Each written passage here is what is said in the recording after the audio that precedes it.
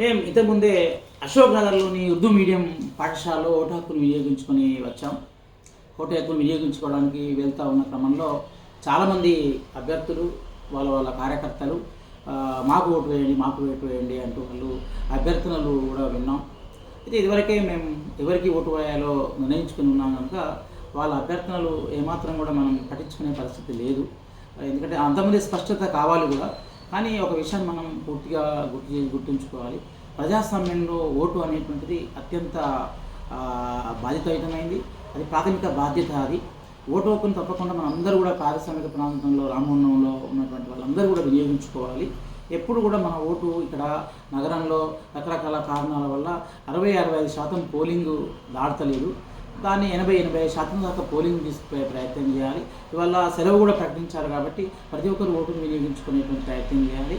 అయితే ఓటును వినియోగించుకునేటువంటి క్రమంలో మనం తర్వాత మనకు ఓటును వినియోగించుకుంటున్నాం కాబట్టి తర్వాత ఓటు మనం ప్రశ్నించేటువంటి హక్కును కూడా మనం కలిగి ఉంటాం. మన ప్రజాస్వామ్యం మనకు ఇచ్చింది, ప్రశ్నించడం కూడా మనకు ఇచ్చింది. కాబట్టి గెలిచినటువంటి వాళ్ళు ఆయా వార్డులో ఏ విధమైన ప్రకటనలు చేశారు, ఏ విధమైనటువంటి హామీలు ఇచ్చారు, ఆ తర్వాత పార్టీల వారుగా ఏ విధమైన హామీలు ఇచ్చారు, ఇవన్నీ గుర్తుపెట్టుకునే ప్రయత్నం చేయాలి. అయితే గెలిచినటువంటి వాళ్ళు ఇది ఒక వ్యాపార తంతుగా వాళ్ళు చేసేటువంటి ప్రయత్నం చేశారు. ఎవ్వరు కూడా వాళ్ళని చాలామంది పైసలు పంచినట్టుగా, మద్యం పంచినట్టుగా, రకరకాల వస్తువులు పంచినట్టుగా, ఓట్ల కోసం అభ్యర్థనలు చేసినట్టుగా మనం వార్తల్లో వింటున్నాం, చాలా వింటున్నాం.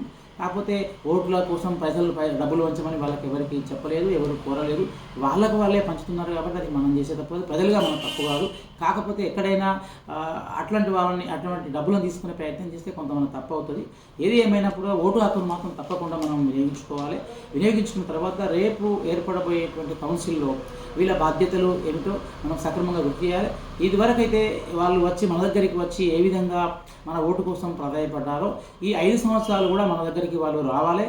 మన యొక్క ఆలోచనలు తీసుకోవాలి, మన సమస్యలు వినాలి. మనకున్నటువంటి అంటే ఒక నగరపాలక ప్రాంతం అనేటువంటి ఒక కుటుంబం లాంటిది. ఈ కుటుంబంలో ఎవరికి కష్టం వచ్చినా, ఏ రకమైన బాధ వచ్చినా దానిలో పాల్పంచుకోవాల్సిన బాధ్యత, ఆ సమస్యలను చాలా వరకు సమస్య తీర్చవలసిన బాధ్యత నగరపాలక సంస్థ ఉంటుంది. ఆయా వార్డులకు నాయకత్వం వహించేటువంటి కార్పొరేటర్లకు ఆ బాధ్యత ఉంటుంది. దీన్ని వాళ్ళు గుర్తించుకోవాలని మనం పదే గుర్తు చేయాలి. గుర్తు చేస్తున్న పాటుగా వీళ్ళకు ప్రతి 3 నెలలకు ఒకసారి వార్డు సభ కూడా ఏర్పాటు చేయాలి. వీళ్ళందరూ వార్డు కమిటీ ఏర్పాటు చేయాలి, వార్డు సభ ఏర్పాటు చేయాలి. వార్డు సభలో ప్రజల యొక్క సమస్యలను, ప్రజలకు వస్తున్న అభివృద్ధి పథకాలను, అభివృద్ధికి సంబంధించిన కార్యక్రమాలను వివరించే ప్రయత్నం కూడా వీళ్ళు చేయాలి. కాబట్టి ఈ విషయాన్ని కూడా భవిష్యత్తులో ఇవాళ ఓటు వేస్తున్నాం కాబట్టి రేపు కూడా దీన్ని డిమాండ్ చేసేటువంటి ప్రయత్నం మనం చేద్దాం. అందరూ కూడా ఓటు హక్కు వినియోగించుకోవాల్సిన మరొకసారి కోరుతున్నాం.